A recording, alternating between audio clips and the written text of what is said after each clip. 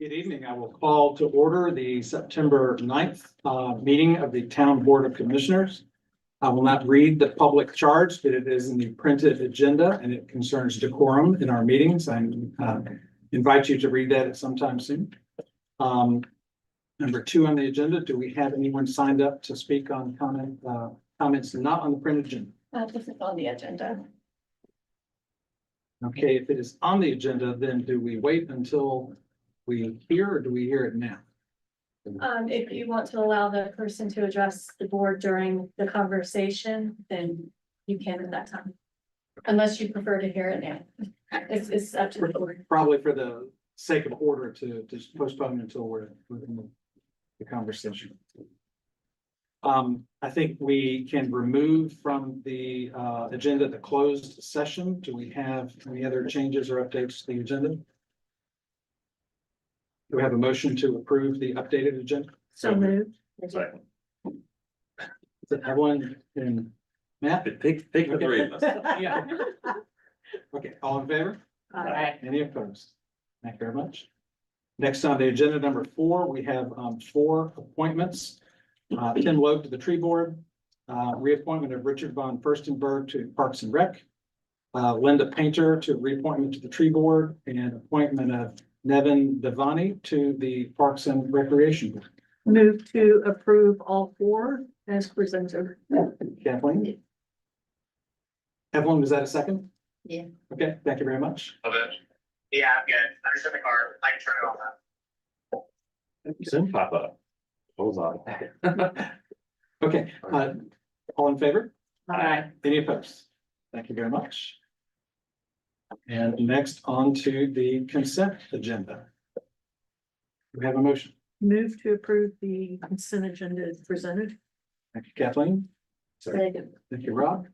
Second. Any further discussion? All in favor? Aye. Any opposed? And that takes us to the regular agenda, number 6 for tonight. And our first item is annexation and rezoning request for Waterstone South. And Molly, welcome. Thank you. We're just gonna get my PowerPoint set up here.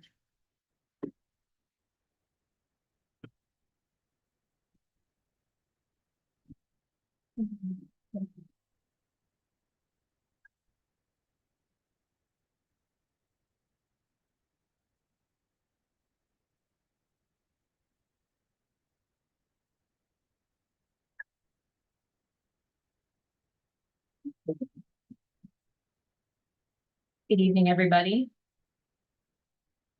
Sure you can hear me okay? I think some of the microphones are off. Yeah, I'll just try to speak up. Yeah.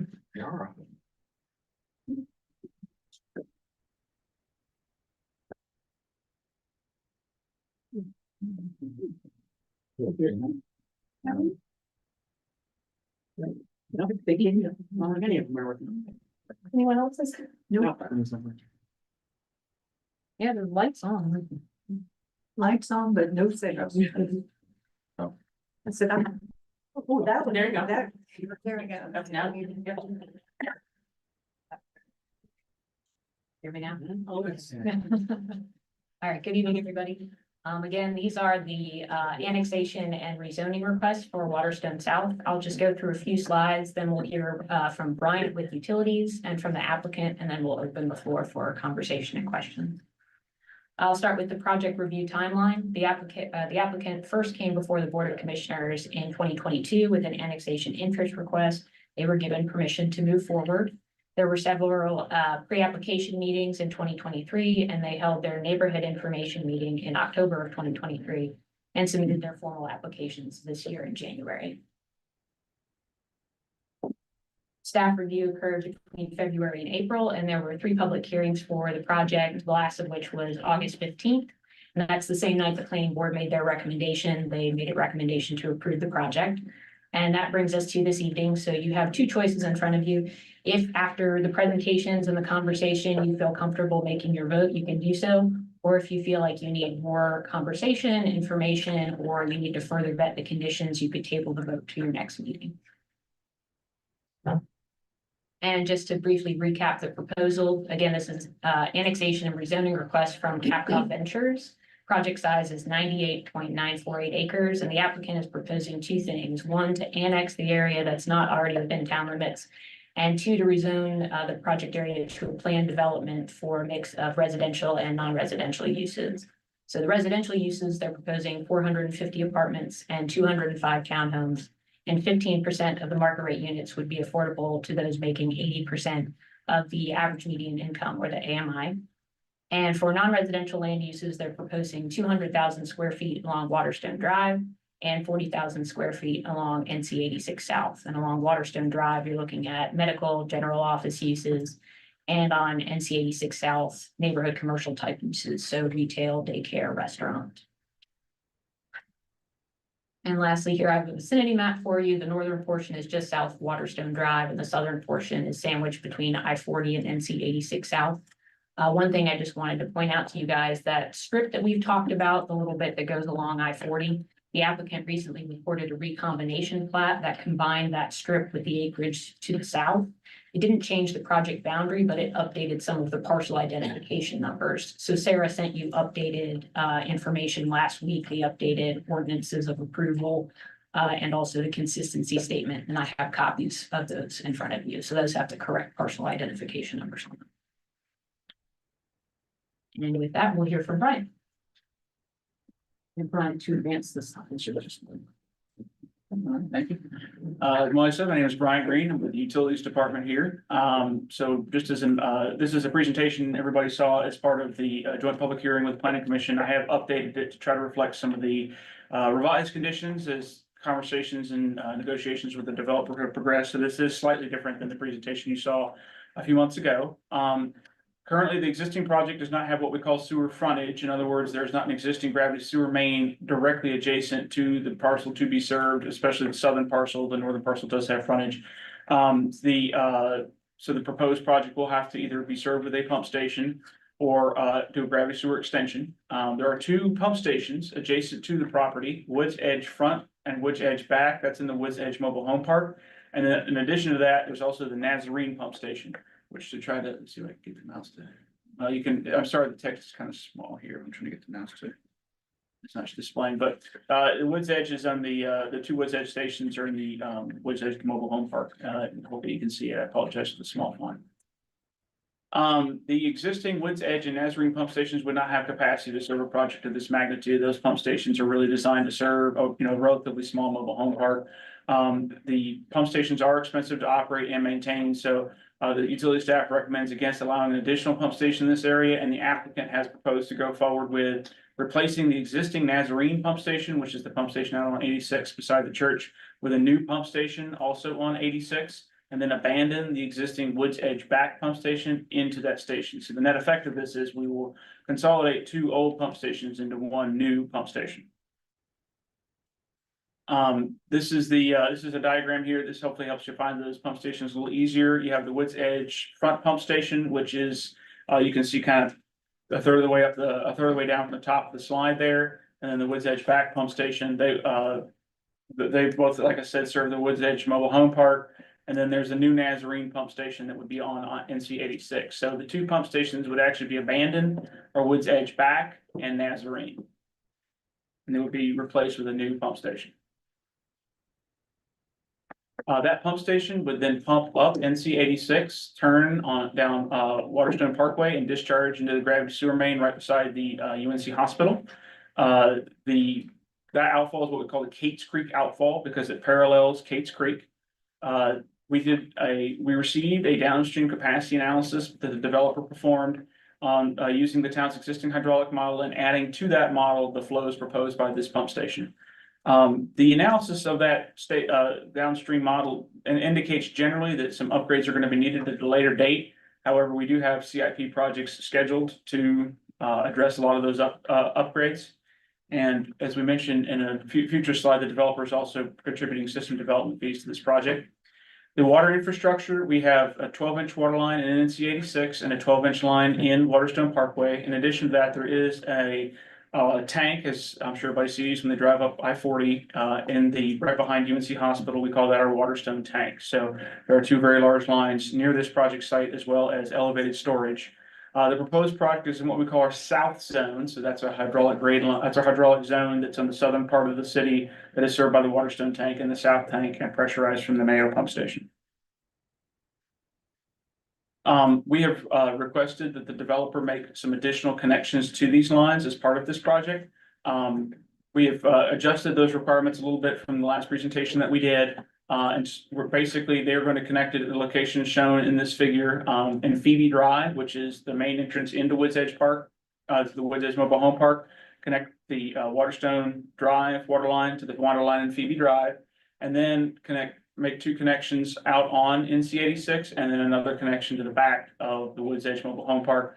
An important caveat here is we're still working on getting the easements and ownership of those water lines documented with the current owner of that mobile home park. So if we're unable to get those easements documented, we will just require them to stub the water lines to the edge of their property, and then the town can come back and make those last little connections later once we can establish the ownership of the easements for those water lines. So the net effect of that will be that this area will be gridded. So right now we have multiple schools on what is effectively a dead end water line. After these connections are done, we will have a lot more redundant connections and feeds to the two schools down on NC 86. So that would be Standback and New Hope Elementary.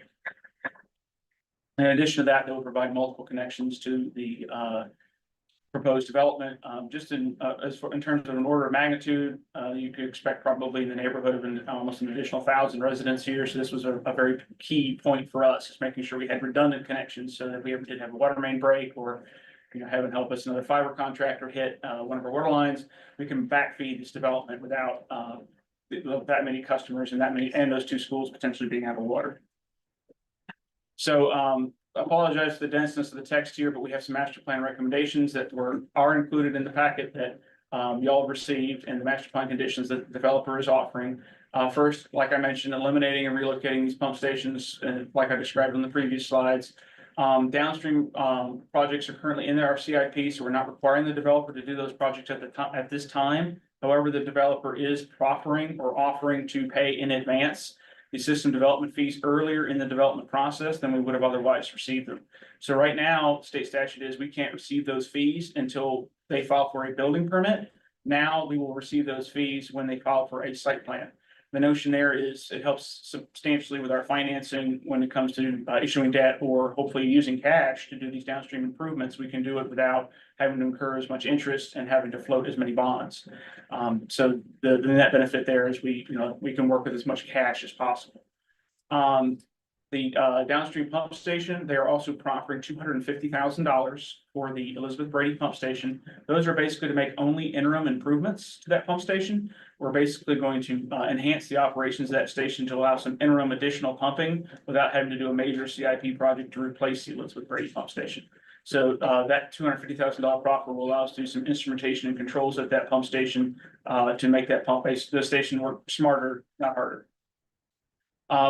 The water connection points, as I previously described, are also included in the master plan recommendation.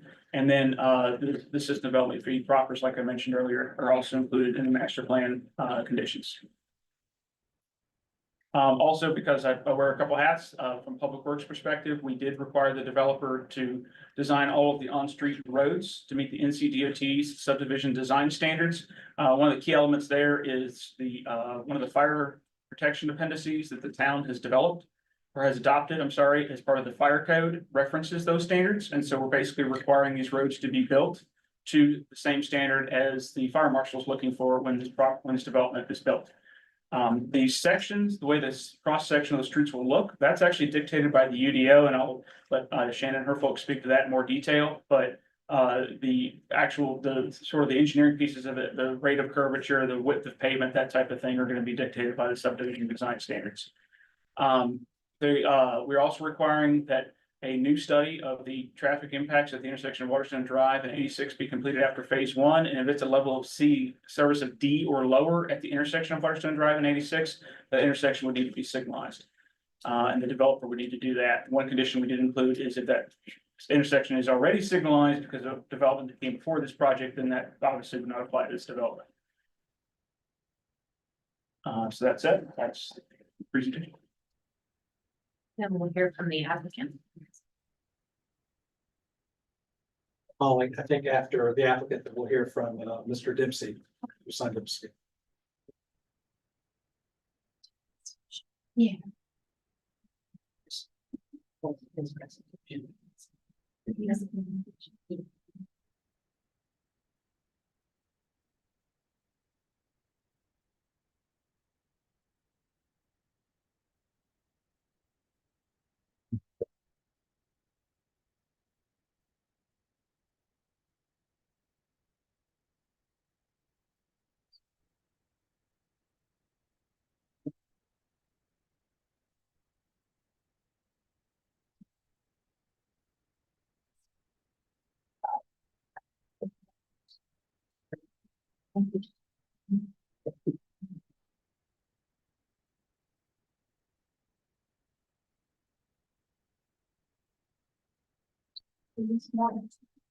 need water?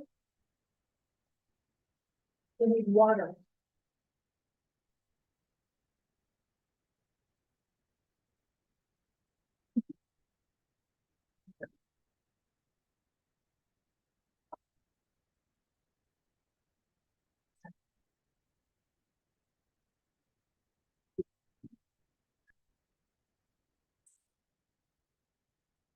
Good evening, Mayor Bell and Hillsborough Commissioners. Thank you all for being here again tonight for this third public hearing.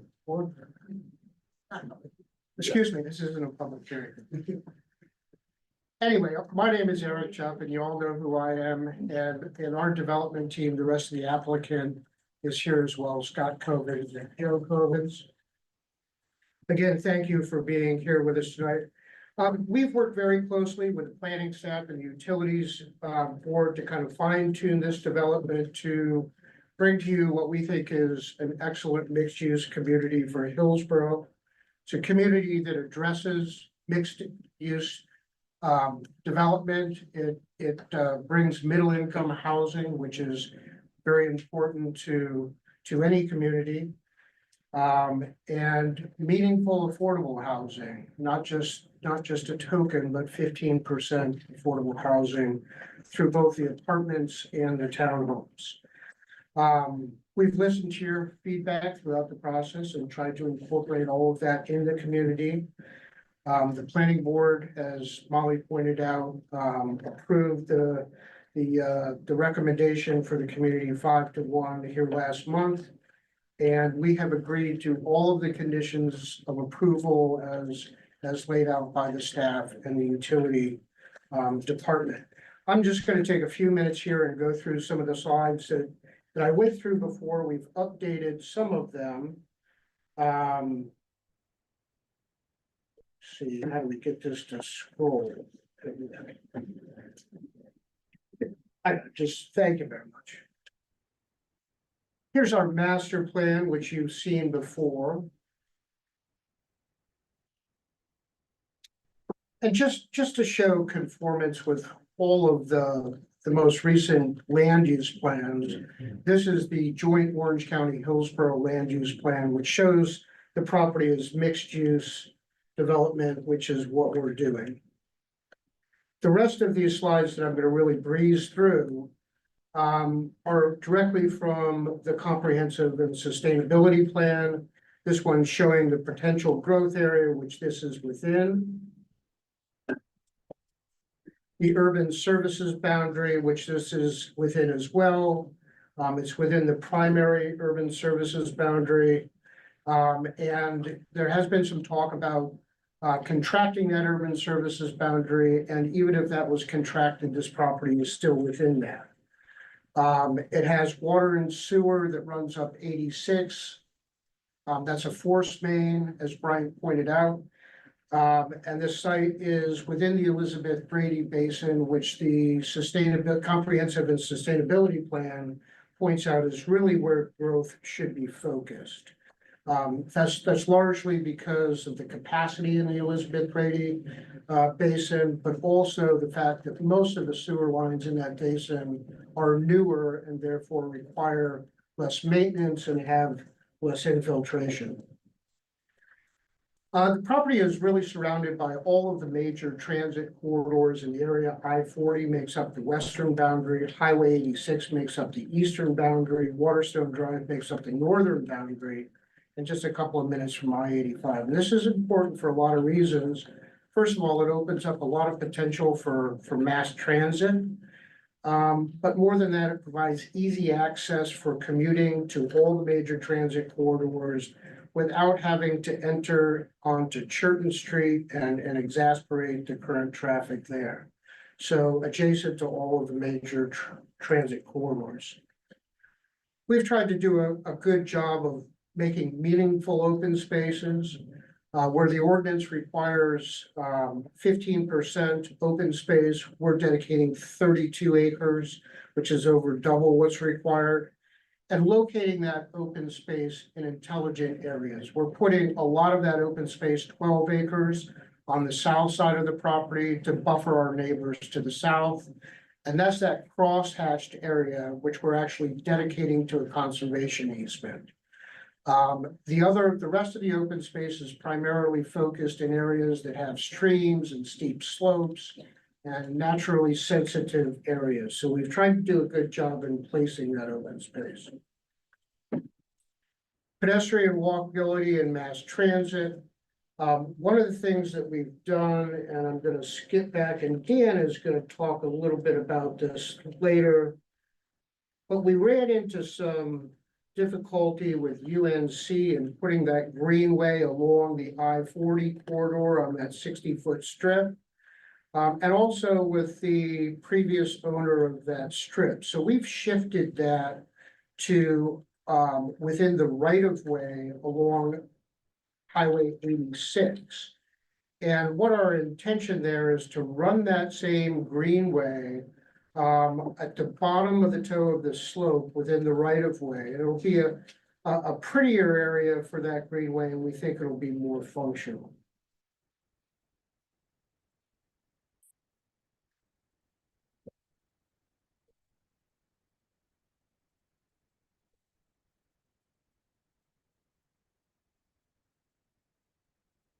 We're proposing public sidewalks on both sides of all internal streets. Public sidewalk along our frontage on Highway 86.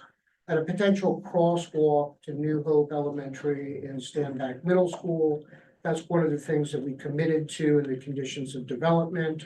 And to answer a question from one of the commissioners at the last meeting, we did check in with the school system. And we got a letter this morning that I sent to both Shannon and Molly saying that they supported sidewalk on the opposite side of the street. So we appreciate that from the school system. As I said earlier, mass transit opportunities because of the transit corridors. We're proposing 2 new Hillsborough bus circulator stops within the community and the 420 Chapel Hill line and the Chapel Hill connector. Give potential links to Chapel Hill's BRT, which has been approved for construction. Mix of uses. This is not a residential community. This is a real mixed use community. We're proposing 200,000 square feet of medical office and outpatient services. We think this provides a great balance in a community, and also 40,000 square feet of residential neighborhood oriented commercial down near the residential section. That's also in pink if you look at the site plan.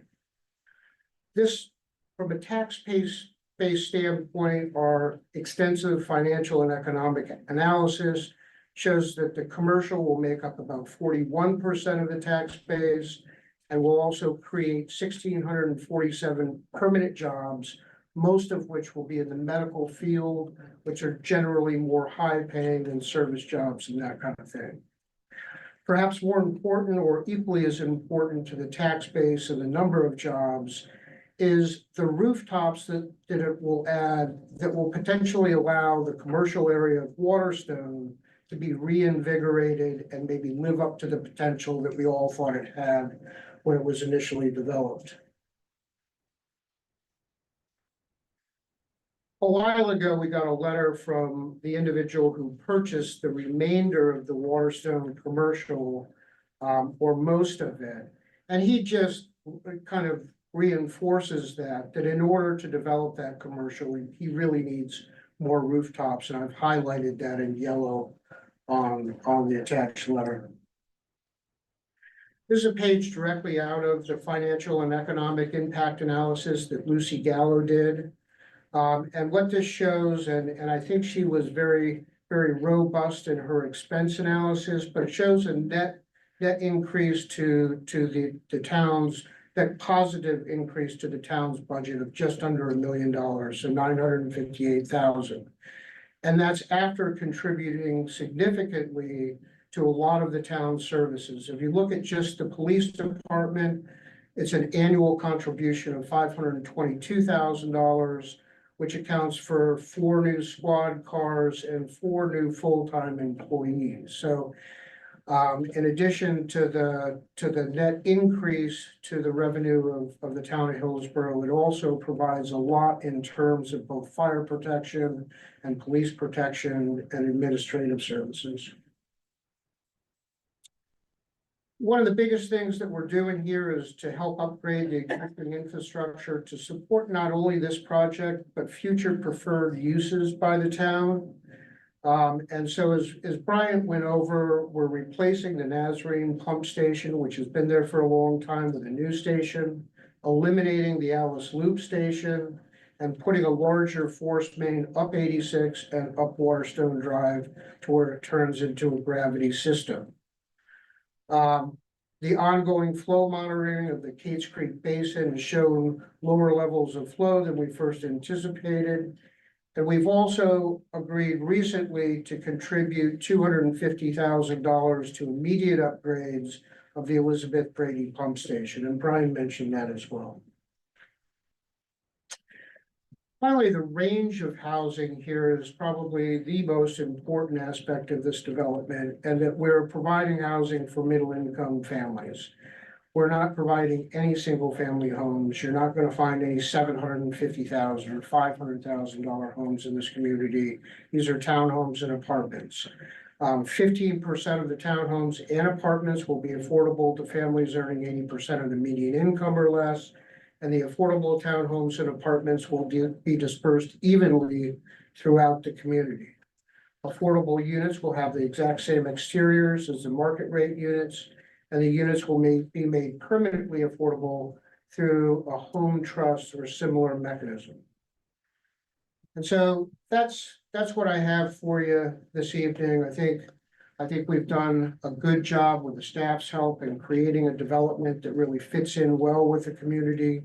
We appreciate you listening to us throughout this process, and we look for your support. So thank you very much. Thank you. Let's hear from Mr. Dempsey very quickly, and then we will move on to board questions to staff, and then questions to the applicant. That sounds reasonable.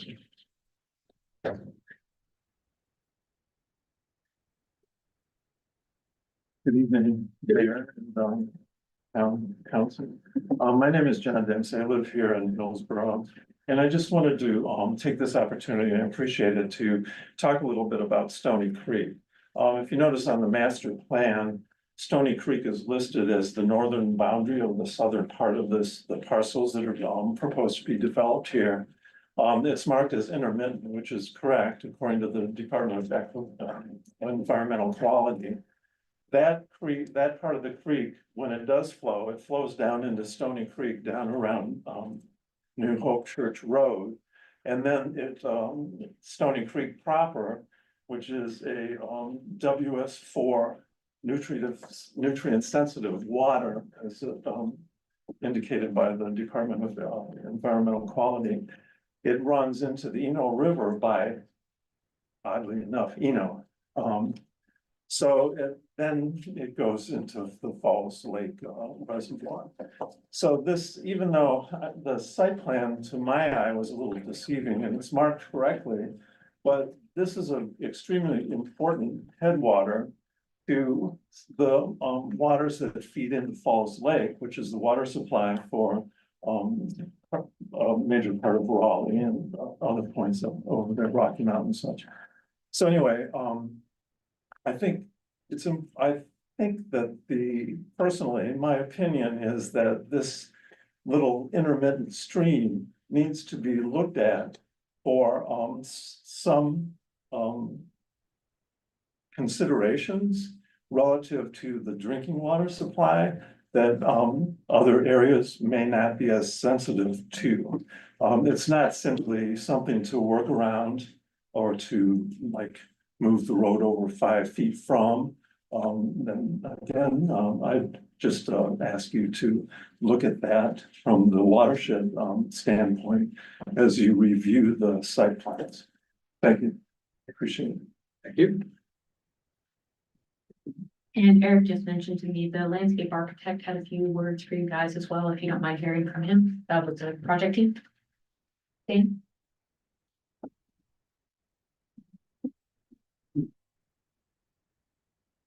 Thank you, Molly. Good evening, everybody. Good to see you again. Dan Jewell with Thomas and Hutton, landscape architect and principal. I won't take very much time. I just wanted to confirm a few other things and bring it home, for lack of a better term. First and foremost, we've been working on this project for over 4 years, and at 4 years now, I know the Capcom folks have been working on it much longer than that. But I think the two most important points of that duration are, one, it's been such a pleasure working with your planning staff and your town staff. I work all over the triangle, all over the state, and I will say that the professionalism, the knowledge, the customer service and responsiveness from your staff, no one else can hold a candle to that in all the planning departments I work in. So you should be proud that you have these folks working for the town. They've been really good to work with. Secondly, that duration, even going back a couple of years, 2.5 years ago, when we had our first meeting with you all, has allowed us to this plan to mature, to get better, to be responsive to not only you, but what we've heard from the community, what we've heard from the staff and that sort of thing. Not the least of which is the 12+ acres of open space that we're conserving on the south end of the property to give those neighbors down on Scarlet Mountain Road a little bit of a buffer. Yep. Every comprehensive plan, master plan, long-range plan that's been done in the last 25 years, all concludes in what we're proposing in this project. It's exactly the type of mixed-use, mixed residential community that has been called for. It's shown to be hooked up to town utilities, which we are doing. And most importantly, we want to make sure that this is a connected community, not only connected internally, but connected to the rest of the town through the things that Eric talked about. It was, we were sorry and disappointed that the trail along Interstate 40 right now seems to be something we can't do right away because of UNC's reticence to entertain that, et cetera, et cetera.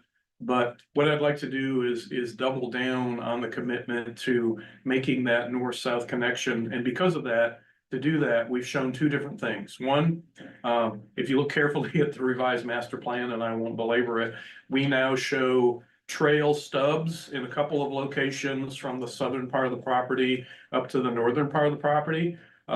If and when, and it's a matter of when, not if, some of the properties to the north are developed, there will then be an opportunity to ask those developments to continue that trail connection. I've been designing trails all over the triangle in the state for 40 years now. And acquiring right-of-way for trails doesn't happen all at one time. It happens incrementally, and I think we've got the perfect opportunity for that to happen here.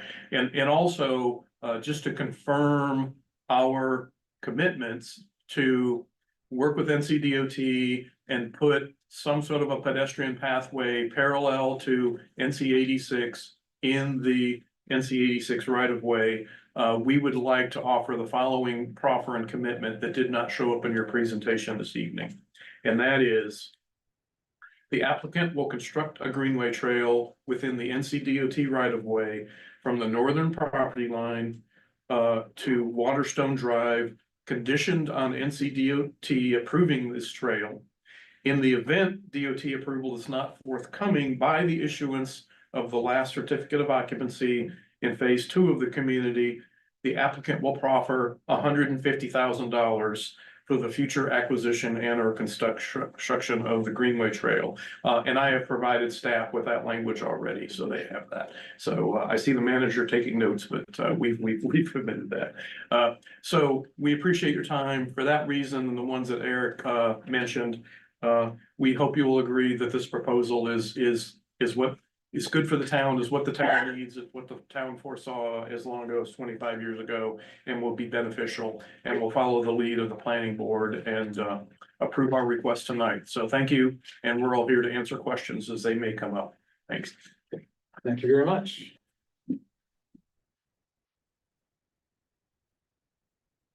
Okay, we'll move on to board member questions. And I guess first, let me ask, board, do you have any questions or clarifications for staff? Yes, Okay. Megan? this would be for Brian and utilities. The downstream analysis that has been taking place Yes. currently that CapCog is doing. When you take those numbers and I'm sure you've done these things, but I just want to double check. But like we've got Persimmon track that is still not built. You're adding that to that part. That's correct. Yeah, we use, so we have a committed and then we have committed and potential. So committed is everything that is to some degree entitled and already basically could apply for site plan tomorrow, and we would have to prove it if it's consistent with the EDO. So that was already, so Persimmon and other developments downstream that would contribute flow were factored in. Okay, and then the Elizabeth Brady station, you mentioned that, do you see that needing to be completely replaced, or will these changes that you just mentioned, would that sustain the life of the station even longer than? That station will need to be replaced probably in the next 5 years. We were going to need to do that regardless, especially given some of these already approved developments that we discussed. What we're doing basically is we're using instrumentation to speed the pumps up and slow them down with this proffer that the developer is offering. That will allow us to basically run the station at a higher speed during wet weather events and then slow it down during drier events. We can't do it that all the time because when we speed it up, it causes the motors to heat up and that's not healthy for the motors. So this is a stopgap until we can do a full replacement where everything is sized for the full basin's flow. Just for reference, the original Elizabeth Brady pump station assumed 1 unit per half acre in this entire basin. So obviously we've come in a lot denser than that. So the station, while it is still young, already probably will need to be replaced given some of the decisions that have happened even before this project. Do any of the other CIP program or projects, do they move ahead, or do you have to pull these ahead because of this? Right now, we actually met about this in the last week. I think we're comfortable with where they currently are in the CIP. I think the main thing, and certainly something that I would want the board to understand if they were to vote in favor of this project tonight, is those projects would need to stay where they are in the CIP. We would not want to defer them again. They were already deferred as part of the previous budget cycle. So as long as they stay where they are in the current CIP and in the current rate model, then we can comfortably support this project. But projects, frankly, we already had on the books. I think it was answered, but the redoing the pump stations within this footprint, is that in phase 1? That has to be done in phase 1, yes. They have to, to even be able to serve their own project, they have to have built their pump station anyway. But now we're also saying as part of phase 1, those other stations would need to be abandoned immediately. Okay. I think that's all I got right now. Rob, any questions? I have a few questions for staff and and you're dispersed in my notes. So let me just quickly glance through that.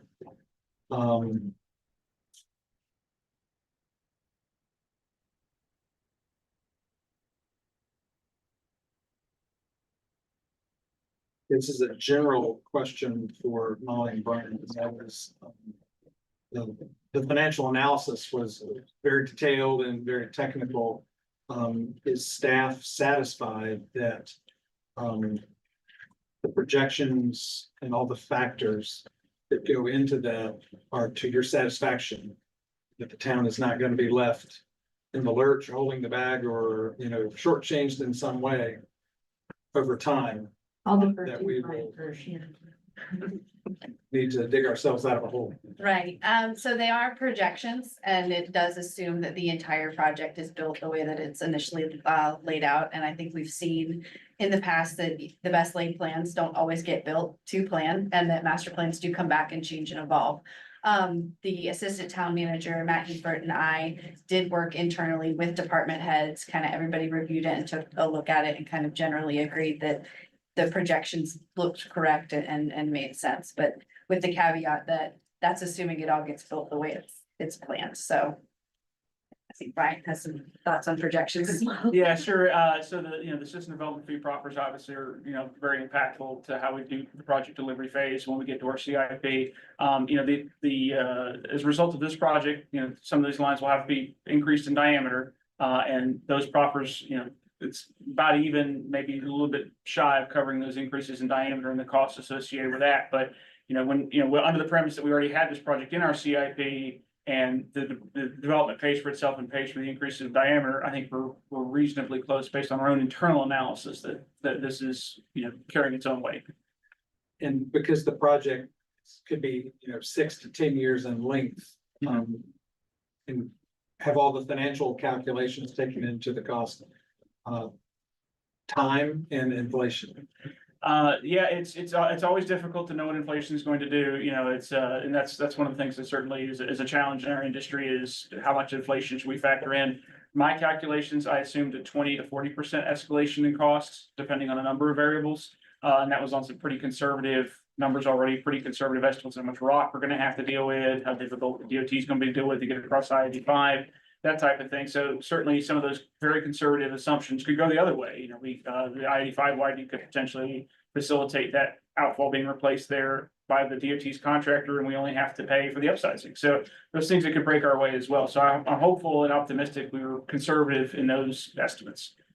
And we're going to be able to work within the bandwidth of the CIP that we already have, but obviously we don't control a lot of these macro factors that drive inflation. So. Matt, we're going around and asking staff questions first. I have one more staff question to give you time to. I have no questions. And the other question I have is, I guess a statement to say, I'm glad to see the analysis of the medical office as not-for-profit versus for-profit and the differential. It looks like that we could realize well over $500,000 more in tax value to the town if it were for-profit, but because its proximity to UNC and as a not-for-profit entity, it is likely to expand to occupy that space in the future. That we're probably not going to get for-profit businesses in there, and therefore our tax rate will be lower. But all the calculations were done to take that area. So it could go up if for-profit activities happen there. So thank you for handling that. And I just want to make that a public statement about that fact, because my understanding is Waterstone started, long before I got involved with the town board, and it has kind of changed over time from an economic development commercial thing to a not-for-profit and residential thing. So it has completely not turned out the way we initially thought. To Shannon's point earlier about over time, the plans will change. So we have seen them change significantly in the Waterstone area. So I just want to kind of lay that out for everyone's understanding that it'll probably change more. Matt, you had no questions for staff. Kathleen? I have no questions for staff. Evelyn, do you have any questions for town staff? No, but I concur with you with what you said. In my notes, I wrote that Evelyn and Eric were here when those projects were, Waterstone was initially conceived, so thank you. You were on my mind when I thought of that. Okay, so let's move now to go around the board and ask for questions to the developer and landscape architect. Megan, do you want to start? Sure. Get up there, Eric. So Eric, you mentioned, and I read also that the affordable units would look the same from the outside. And one of the things that heard about many times when we talk about affordable housing is that the cost of ownership or the cost of renting due to not using energy efficient building practices. And I'm just wondering why the the call out of, they'll look the same from the outside, but what about the meat inside that keeps the utility bills lower for these folks that need this affordable housing? I guess we could have been more specific. That's typically the phraseology that we've used in the past to express the fact that the affordable units will look the same as the market rate units. Never in the past have the affordable units had downgrades in HVAC or insulation or anything like that. I think the point is that some of the interior finishes, it may not have the same tile inside, it may not have, the same kind of whoop-de-doo finishes as some of the market rate ones, but everything else as far as the structure will remain the same.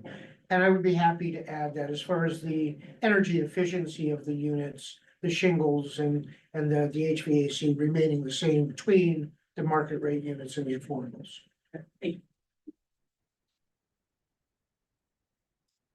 Yeah, thank you. Rob? I don't really have any questions. I'm curious about this greenway that you brought up in terms of the along 86. Where exactly would that? So, we met with Chuck Edwards, the whole staff over there had COVID apparently, so we did a Zoom with Chuck and discussed running. The greenway or sidewalk up 86 to replace the loss of the greenway up by 40. And it became clear that it wasn't probably practical to run a sidewalk on the top of that next to the highway for a variety of reasons, safety and guardrails being one of them. And then the slope there really falls off fairly significantly over almost that entire stretch between our property line and Waterstone Drive. So what we've looked at is doing it at the toe of the slope. So down at the bottom of the slope in the wooded area. And the right of way extends far enough out past the toe of the slope. And we had our surveyors go out there and run profiles the entire length of that stretch. And it looks like we can get a greenway in there at the toe of the slope. So next to the creek, between the DOT, the toe of the slope of that DOT NC 86 and the street. And so those profiles look positive, like that can be done. Thanks.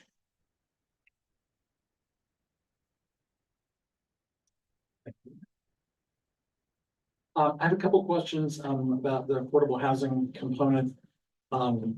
So it looks like there may be about twice as many apartments in the whole plan than townhomes. Okay. And what is your, I couldn't find in your proposal, what is the strategy for the number of affordable housing units in apartments versus townhomes? So are they going to be equal or in proportion to the overall? They're equal. It'll be 15% in the apartments and 15% in the townhomes. Thank you.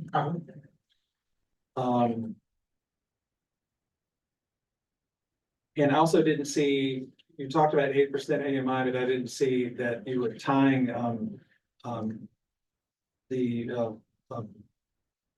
calculation for estimating the rent and mortgage calculations on the townhomes per HUD standards. You say in the affordable housing section on page 224 of the packet, median income shall be determined using data, but I'm guessing that you also mean to say that your payment estimates and calculations will be based on HUD best practices and requirements as well. Absolutely, and I thought that information was in there. We did work back and forth with the planning staff on getting that language right, and the intent was to follow the AMI as published by HUD on an annual basis for this specific geographical statistical area. Thank you. And we'd be happy to add that language. Thank you. And Megan asked my earlier question about interior and energy efficiency. So is it our expectation that the town will manage the conservation easement? And that you're not contracting with a third party to manage that easement? It's up to the town management, and town staff is cool with what goes into that? Yes. Yeah, that was a request of the town that they be the recipient of that conservation easement. And this is another hot topic in Hillsborough these days in Waterstone, and that is maintenance considerations, as a private development. Is town staff understanding and okay with what is being proposed here? And is there any relationship between this and the existing Waterstone POA? So the roads are being designed to town standards, but there's not any agreement in here that, the HOA is maintaining any decorative plantings. I don't think any decorative plantings are proposed as part of these rights of way, so we shouldn't have a similar issue here that we have on, say, Washington Parkway. Thank you.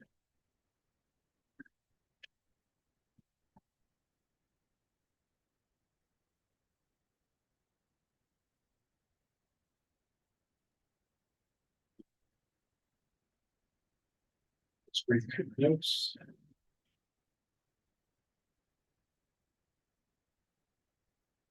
That's it. Thank you. Thank you.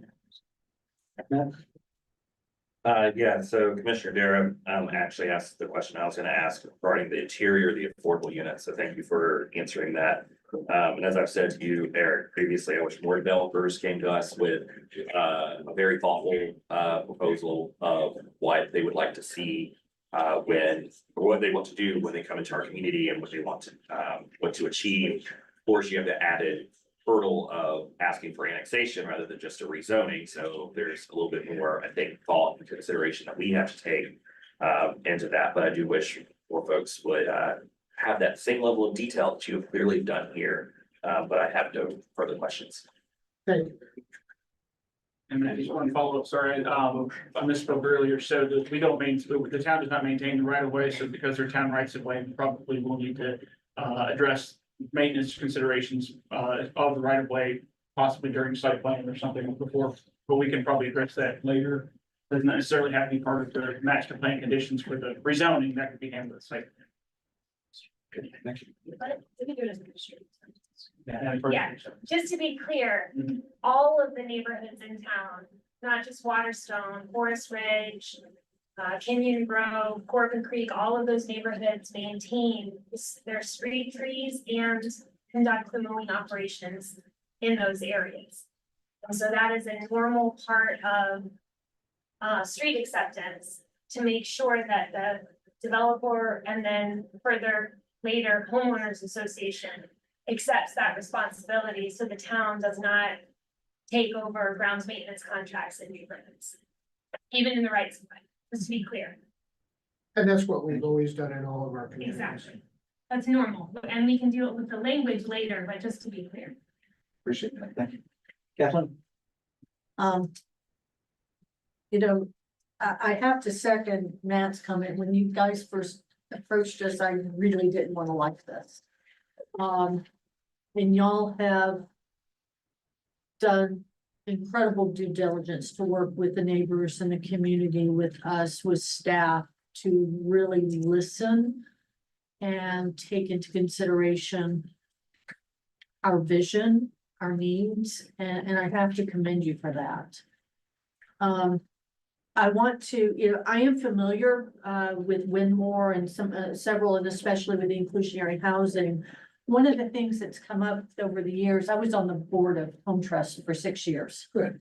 And one of the things that did come up though, and with respect to the interiors, and I'm glad that Megan had mentioned that, was that, and I don't remember if Winmore was one of this, so forgive me, I don't remember exactly which developments at this point.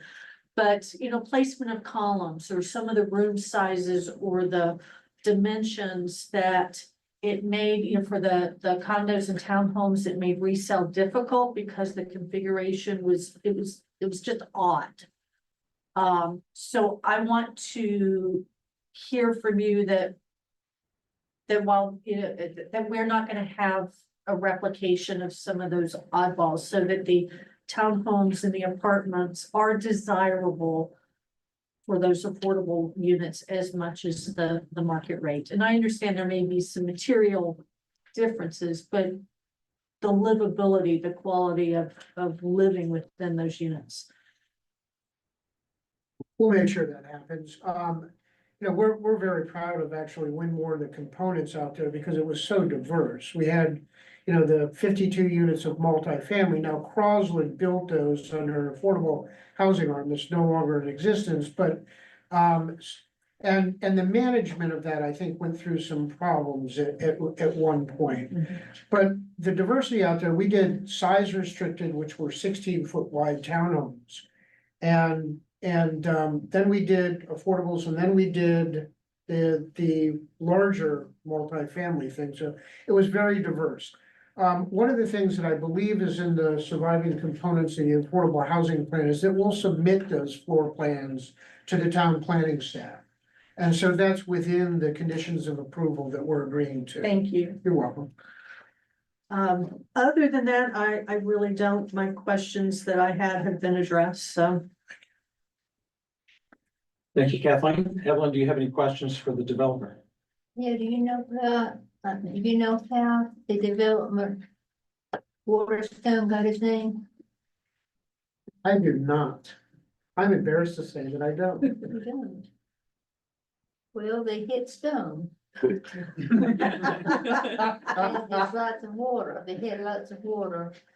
So they decided to name it Waterstone. Is that right, Eric?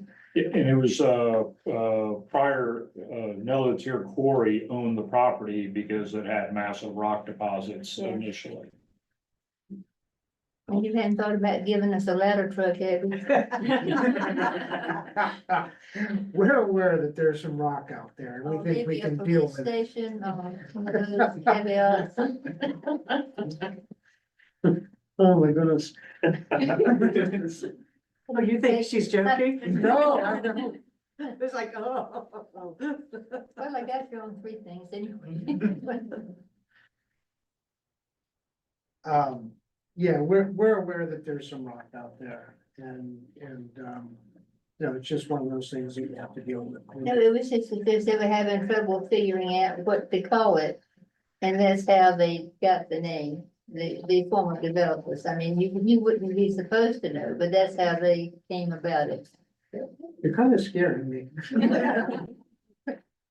It's just tons of stone out there, just tons of stone. But no, but not where the restaurant and the medical facilities are, that's fine. Oh, good. And I think you're probably right then. When you walk the property, that area along Waterstone Drive looks less formidable than some of the areas south of that. I think you may be right. Thanks, sweet. I thought that would be a good one to pull on. Did it make me turn red? But it's okay, and you weren't supposed to know that. Got me. I think I only dealt with it from the very beginning to the end, so You got me on that that's one. all I think you're doing from what I can tell and what I've read and my eyes can tell you. I think you've covered about everything. Thank you, Ed. We've tried. And of Really? course, I like the gravity lines and all the utilities. We've worked hard on that. We really have. We've brought it to. Well, that's something that the town really needs. Thank you, Evelyn. Do you have any other questions? Well, I can't think of any, Okay, I think Megan had another question. Yes, hopefully it's just a quick one. All these trails, I see one note here for an asphalt trail. Are all of them asphalt or are they a mix? What we did was, we put in the conditions of approval that the trails will be asphalt except in areas of sensitivity next to streams and steep slopes. So we'll make exceptions in those areas. Where that would be detrimental to environmentally, but the rest of them, and I think I calculated there's 6,600 linear feet, so about 1.25 miles of the trails. Yeah, just wondering about this easement. And then also there's asphalt near that stream. So we marked the trailheads that have potential for connection to the Okay. development to the north. We wanted to make sure that those trailheads were paved for future connections. So that's why those are kind of pulled out as paved. Okay, so it's just the trailhead. It is. Thanks. You're welcome. A quick comment on trails. Yeah. So I appreciate that the developer is offering to try and build that trail in the NCDOT right of way. And if they cannot build it, I think was it by phase two, that they are gonna offer a potential payment in lieu of $150,000. But I just want to expectation set that I have not seen cost estimates on what that looks like.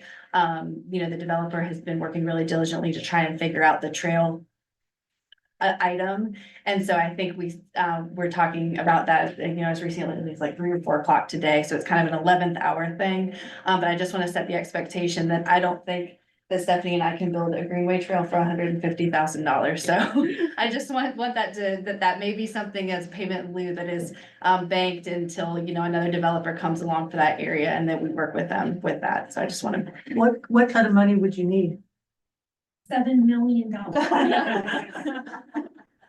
Given what Ridgewalk is coming, I don't know the going rate for linear foot of It really- trail. you It can- really it depends on the site. topography But I and think usually don't we have a payment in lieu that's based on like 100% of the cost estimate? It's Is that? 125. 125% of the cost estimate that we get to review as opposed to a dollar amount. I thought that I remembered that we had already had stipulated that it was 125% of costs. Just to clarify, as far as that trail goes, the $150,000 would be used in the event that DOT won't approve that trail. So if that trail can't be built, you know, because DOT has some kind of issue with crossing a culvert or something like that, that would go into a payment in lieu for trail building when future development comes in to contribute to those trails. Gotcha. Thank you. Right, but normally we still use 125% of a cost estimate that we've had an opportunity to review for people. Right. So I'd be more comfortable with that. Stephanie, are you saying that the conditions of approval then need to have that language? I mean, I would be more comfortable with that just because I haven't seen the cost estimates. I don't know where the 150,000 is coming from. Yeah, it could be adequate or it could be woefully inadequate. We just don't know. Well, and it's just also about kind of the precedent in other neighborhoods and other payment in lieu as well.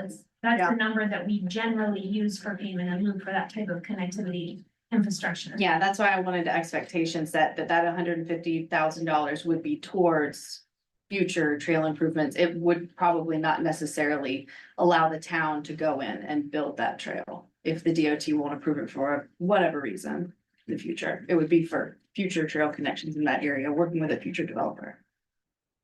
Yeah, and we can't predict the length of that trail or the cost of it because we don't even know where it would go. But we would anticipate that the developer that came in after us with those 2 intervening pieces would be required to build their sections of trail. So this would go more into a general fund instead of for a specific trail where you could calculate the cost of it. We're anticipating that DOT will allow us to put the trail in there. In conversations with Chuck, he didn't see any obstacles to putting it within the right of way. So our intent is to build that trail along the right of way. If we can't, then it would go into a fund for future trail connection between those 2 sites when the intervening pieces came in, which we would anticipate, you know, if this is approved, that it would be relatively quickly when they did. Thank you. Thank you. And just to be clear, Stephanie, is the conditions of approval adequate for this, or do we need to update that? Because I think you referenced an email like earlier today about that. I don't see that in Exhibit C, page 2, starting on page 224 of the packet. Yeah, if you wanted to include it, if you're looking to approve, I would recommend a motion to approve with the inclusive of the greenway changes and to the map and the conditions that the applicant has presented this evening. So they're not on the documents in front of you, but I would just adopt it that way or make a motion for you. Correct. Thank you. Sure, it didn't get lost somewhere, and 2 years from now, we have a disagreement over who said what and when and what are you obligated to do. Mark? Thank you. Yes. Mayor Ball, the landscape architect read a paragraph that address that condition. Right? So that, and it sounded pretty tight to me. So that language, in my view, would be sufficient to, to add as a condition. Probably, by the way, anyone you scribe, so it would probably fit under 5 and then a new J. So that language is there that the landscape architect read into the record.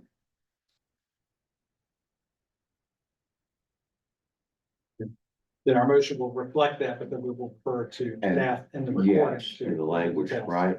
Yeah, and the language has already been provided to staff. Yeah. Right. Right, just to satisfy you that that language has been prepared. Great, thank you. I guess I'm confused though, with staff, are you is the language accepted? Because I'm hearing Stephanie, it's not.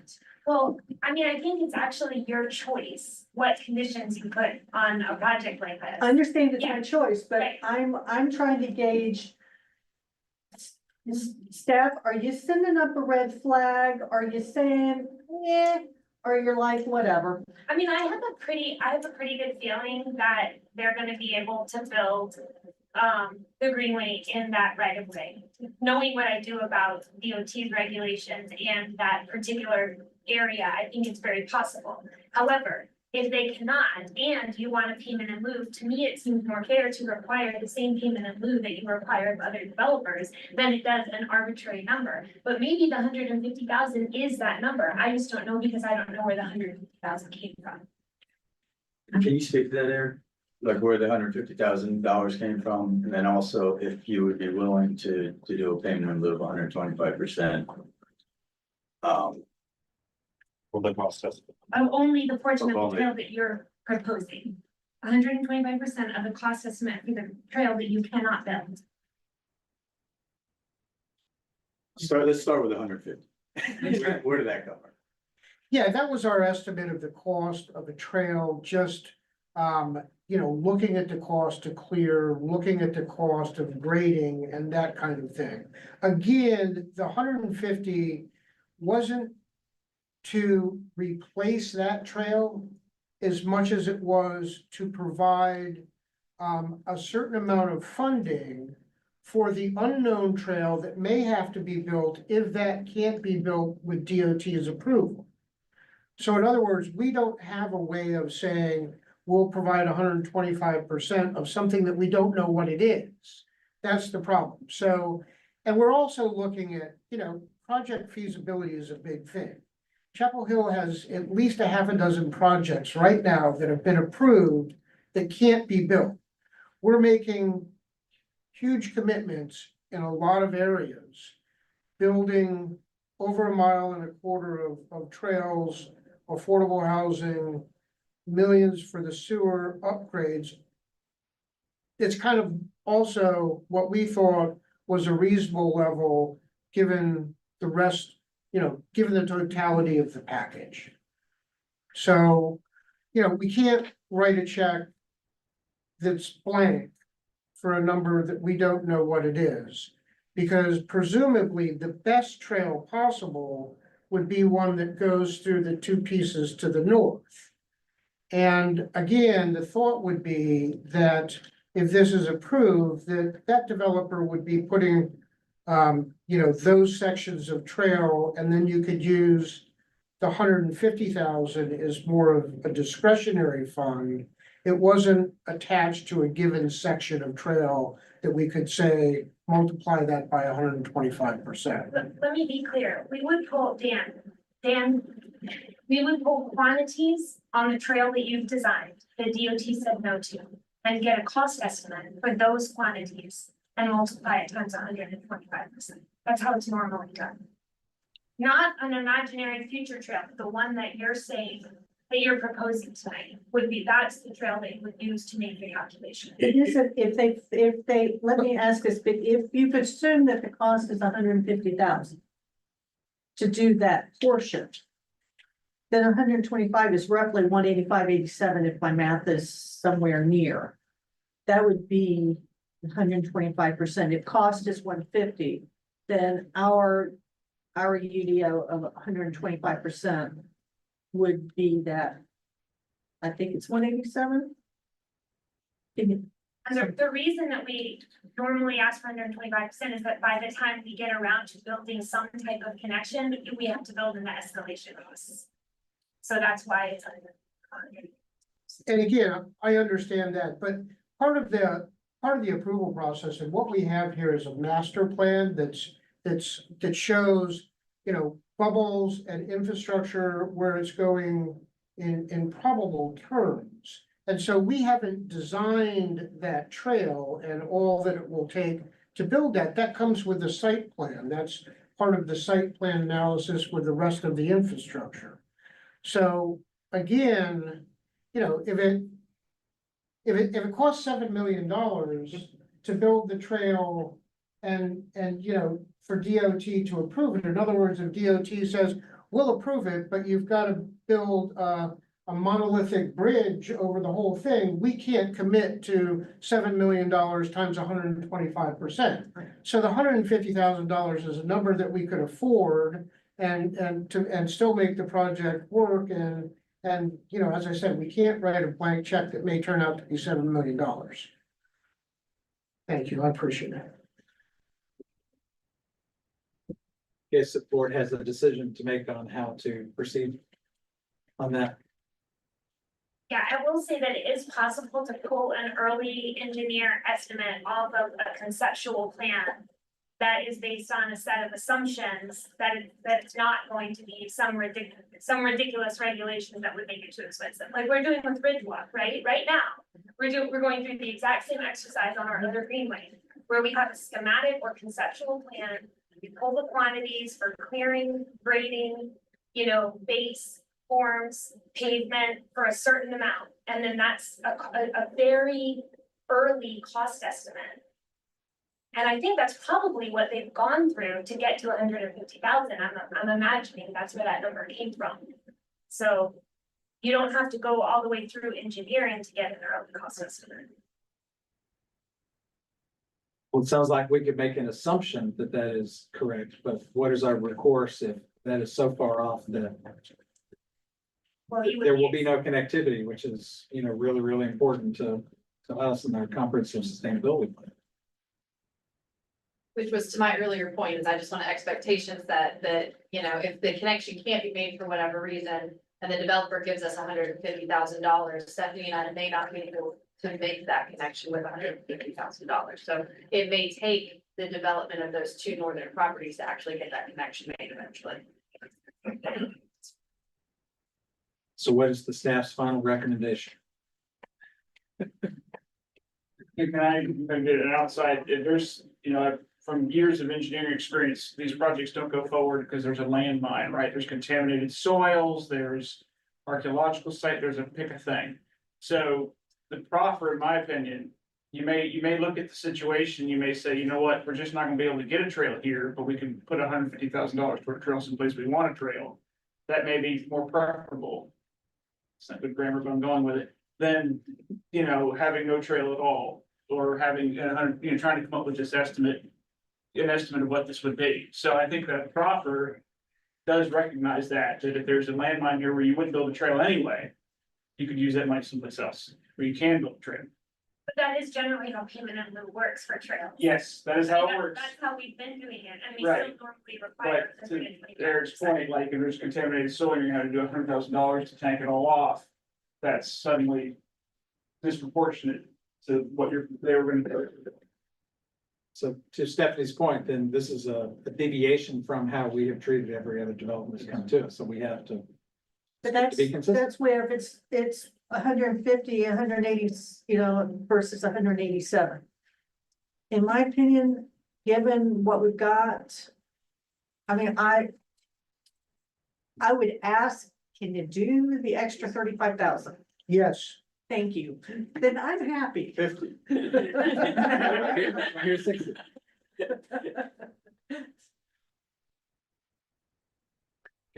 So it sounds like maybe there's consensus of the board that approach 180, 87. 187. Okay, thank you. Rob, you ready to make a motion? Yes, and I want to reiterate, my colleagues' comments earlier that we really appreciate you guys listening to us, listening to our town staff, accepting all the recommendations that they have had for this project. Appreciate you being flexible and really bringing us I feel very viable project. It's something that this area, the town of Hillsborough is in desperate need of middle housing that we are currently missing, and then all the infrastructure upgrades that we're going to benefit from, all the connections and the connectivity that will come out of this project too. So without further ado, I make a motion to approve this project. Do I need to mention these two things? Yeah, they're two separate. Where's, I guess, so I move to approve with the conditions that were presented. And that this proposed amendment is consistent with the land use and development chapter goal to ensure that future growth and development, including infill and redevelopment, are aligned with smart growth principles. Consider infrastructure constraints such as water and wastewater system capacity. And the proposed regulations advance identified goals and strategies found in the CSP and promote public health, safety, welfare by creating more diversity in the town's housing stock, creating more affordable housing options in the community, and adding commercial development at Waterstone Drive and NC 86-7. Would it be, this is a picky point, but since we just said 187, instead of 150, would it be the amended conditions? I have an amendment also. Sir? I have an amendment also. Okay, so we have a motion. And I think Rob, I'm understanding that your motion includes the 187 that we were just talking about. Yes. As that the developers agreed to here tonight. And then, okay. So so we have a motion. Is there a second? Second. Well, We're gonna make, Wait. we're gonna, Kathleen, was that you? Second? Yes. Thank you, Kath. Okay, the additional amendments? Yeah, sure. Okay, the additional amendment would be for the affordable units shall be integrated with market rate units. But also the units would be similar for insulation, HVAC systems, across the board. I'll second the amendment. We do not have a building inspections department within town. I think that this condition is going to be very challenging to enforce, given that. So building inspections does everything inside, planning does everything outside.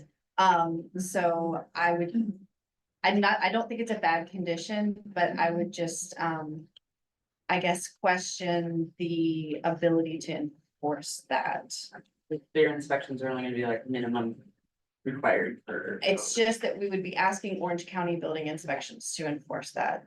And so that may be something that they will or won't, or may not be able to. I'm not sure without additional conversation with that. The only reason I bring that up is because we had a similar condition about requiring Energy Star efficiency in Forest Ridge. And we're down to like the last 3 or 4 houses, and we're having a hard time getting those Energy Star certificates from the builder. And now they've sold the houses and the house is sold. But it's challenging to enforce anything interior, given that we don't have a building inspections. So Megan, it sounds like you want to make that requirement, and whether we can enforce it later. It remains to be Maybe seen, but challenging, we know the developer is gonna do the right thing. I was just gonna say, we're going to Certainly agree to it anyway. Okay. Yeah, I just want to set expectations. So if something happens to be different in one of the affordable units and not market and it didn't get caught, town staff can't really intervene, given that we don't have building inspections. Okay, thank you. So that was your motion. Who seconded? Matt seconded. Okay, any other additions, modifications? Okay. All in favor of the amended motion? Aye. Any opposed? Okay. Thank you very much. And we'll need the motion for the annexation. That's what we forgot a piece. I'll move to approve the annexation request. And I'll second it. Thank you, Matt. Thank you, Kathleen. Any discussion? All in favor? Aye. Any opposed? Thank you very much. Thank you. Good luck with the project. I would just like to thank everybody again for all of your comments and feedback. I'll remind you that none of the neighbors wanted this 100%. And I don't know why we have public hearing. Because public is not listening. Yeah. Very good. Okay, and next on our list this evening is a strategic plan annual report from Jen. Thank you. Thank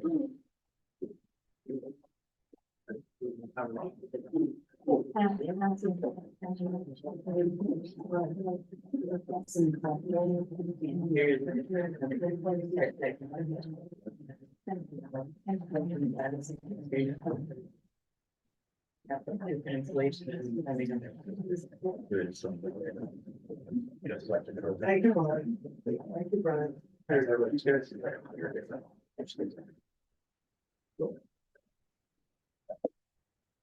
Good evening. All right. So it's time for our first annual report of the strategic plan. So as a reminder, this is a 3-year static document that can be changed as we go along, but it's fixated on those 3 years, FY 24 to 26. So we've been doing quarterly updates with the board, and so this is the first time that we're doing our annual report. So in the report that was included in the packet, there were status updates for each of the initiatives. And it included some of the initiatives that will need to be continued on in FY 25 or beyond. But I also have those kind of broken out by each of the focus areas. So I thought we could just go through each of the focus areas. And I'll make a couple notes as we go along, but if you have any questions as we go along, definitely feel free to jump in. We have representation from our departments here tonight if you have any questions. So let's get started with sustainability.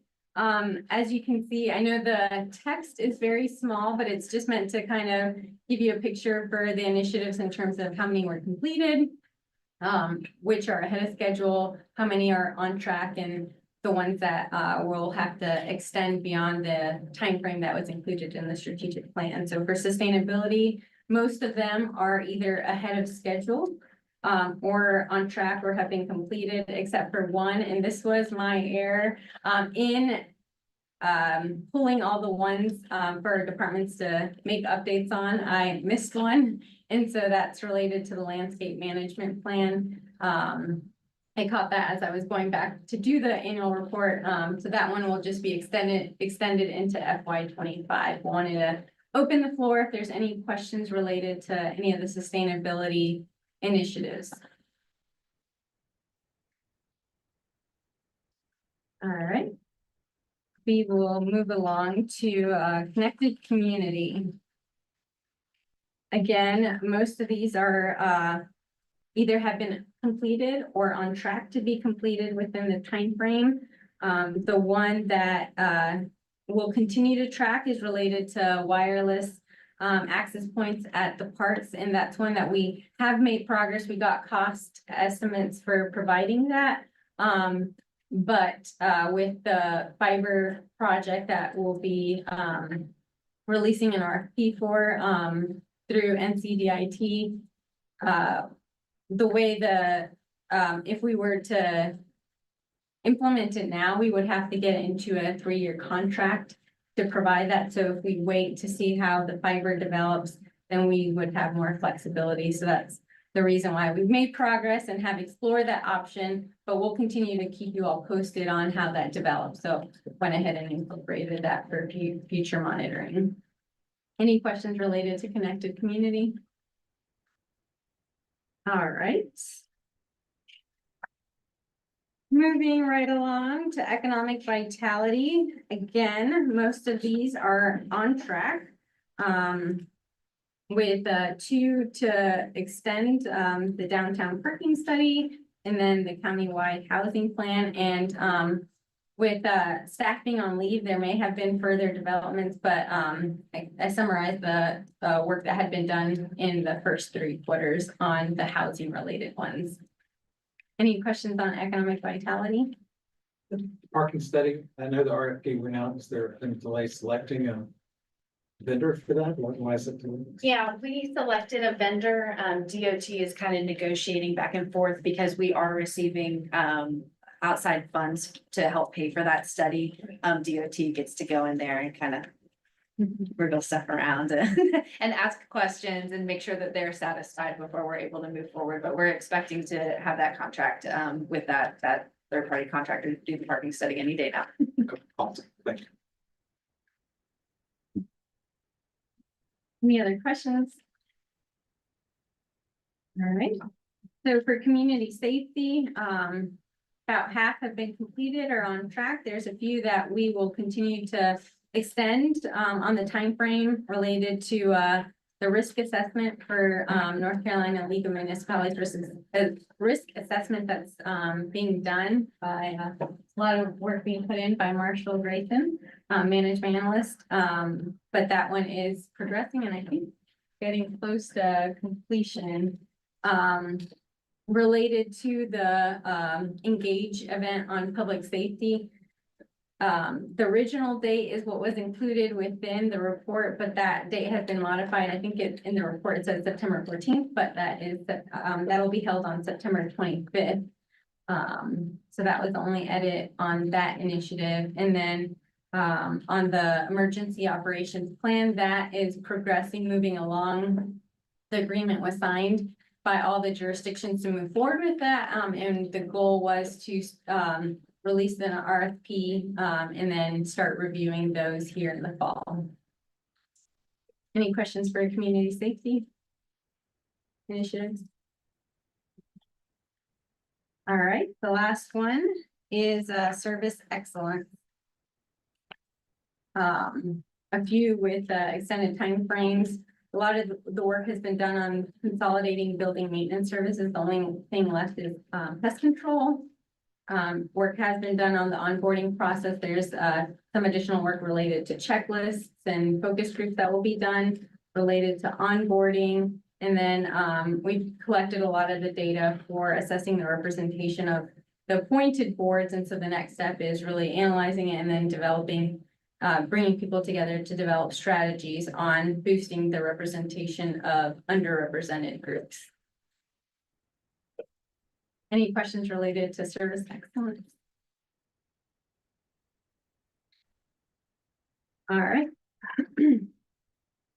As far as the schedule goes, we are proposing a change this coming year.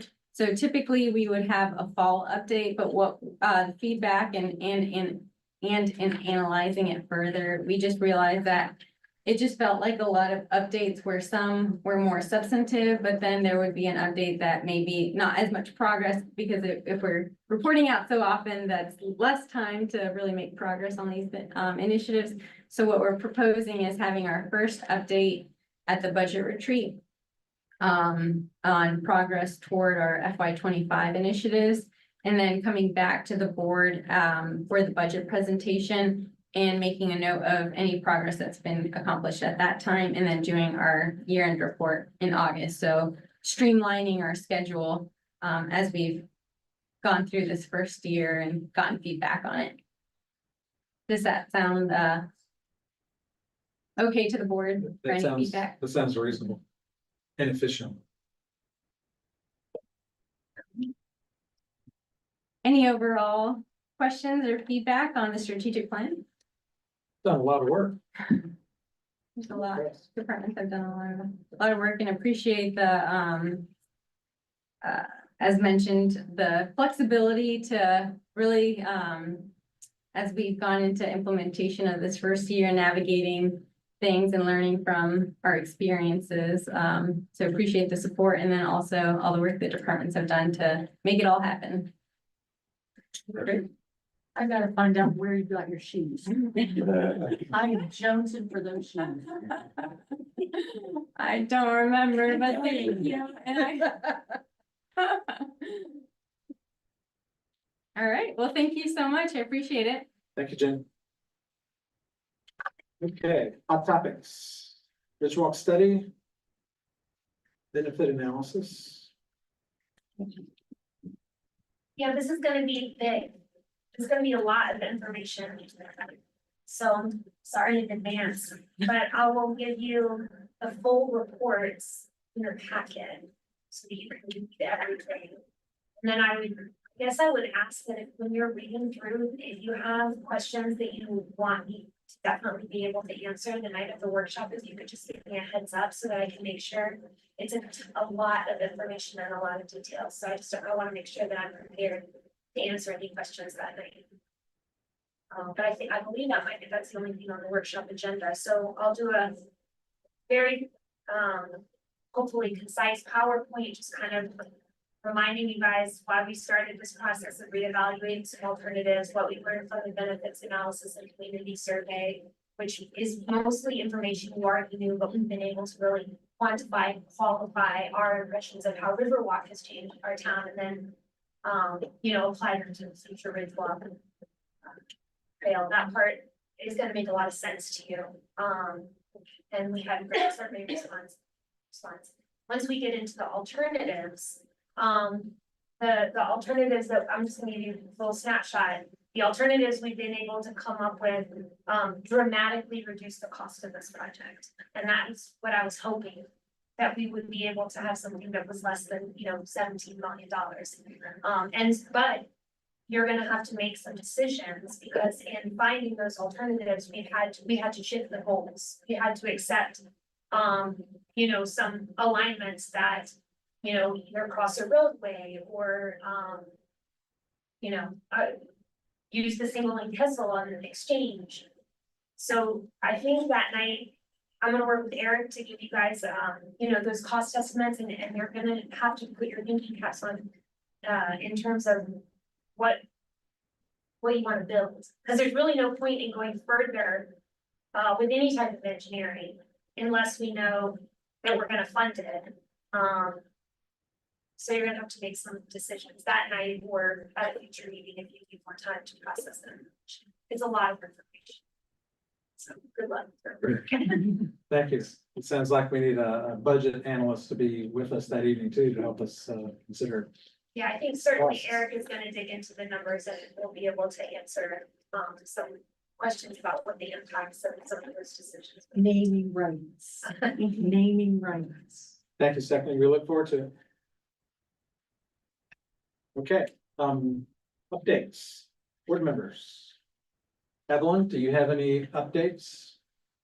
No, because I'm gonna have a meeting to the 20th. They gave me an update last time. Good, thank you. Kathleen? Couple things with the COG, one of the things that we are gearing up for is regional planning, transportation, it's a regional comprehensive plan, Vision 2050. When the COG was initially birthed, it actually birthed a regional plan.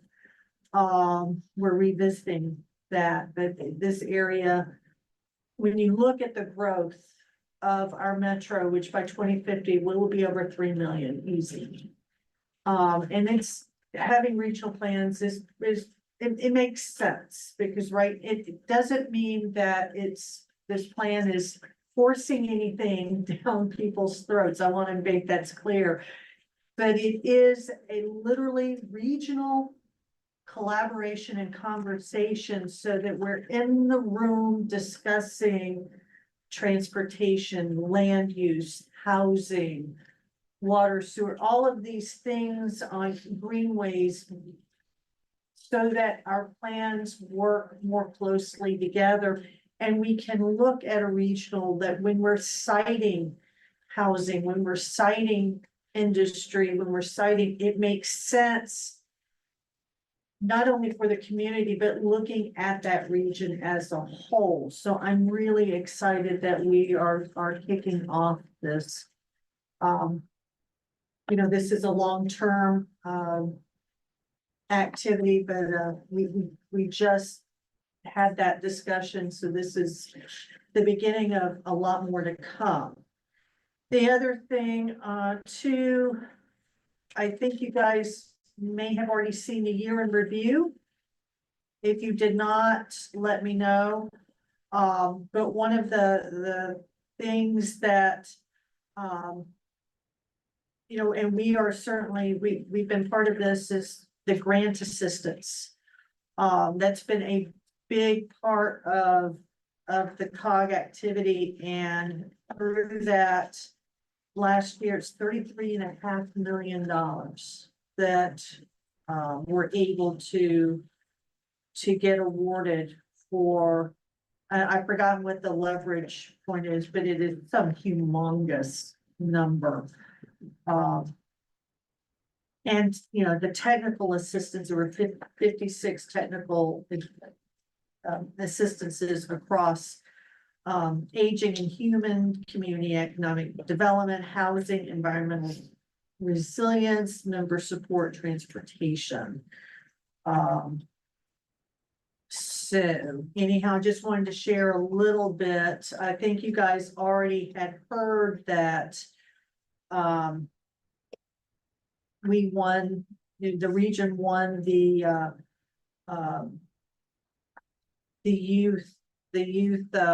grant, the $1.6 million grant to address youth homelessness, and we actually had a member of HUD secretary come down. It was big enough for him to come down to make that announcement. Also, just as a reminder for folks that the COG is, that's your ombudsman for long-term care facilities. And the flow through for those aging dollars. So just wanted to share a little bit about that. And we're changing, so we are no longer a monthly meeting. It is now 6 times a year. So. And then the last is the partnership in homelessness. I'll find out. I mean, we are changing that, and that will, most of the electeds will be going towards primarily advisory only, which would be. Thank you. Matt? Well, first thing is, I'm gonna have to get the vernacular right, but, Kathleen stepped off of the legislative, was it? It's Legislative Action Committee. Legislative Action Committee for the league.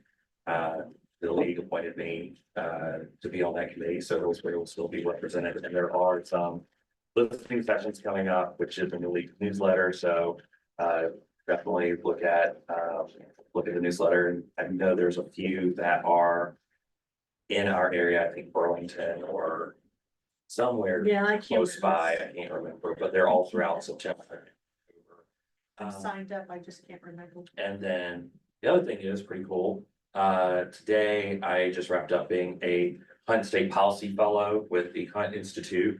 So there were about 20 or so of us from across the state who serve as mayors, county commissioners, school board members, city council members that were recruited by the Hunt Institute on a referral basis. So I put some of y'all's names down for a future cohort. But really what it is getting folks who don't oversee education policy and some that do oversee education policy at the local level and plug them into how education works for pre-K, for K-12, for higher education, and really what are the effects of these state education policies and how they filter down for workforce development, all kinds of other things that are really cool. So I was happy to do that. Been trying to get into that cohort for 2 years.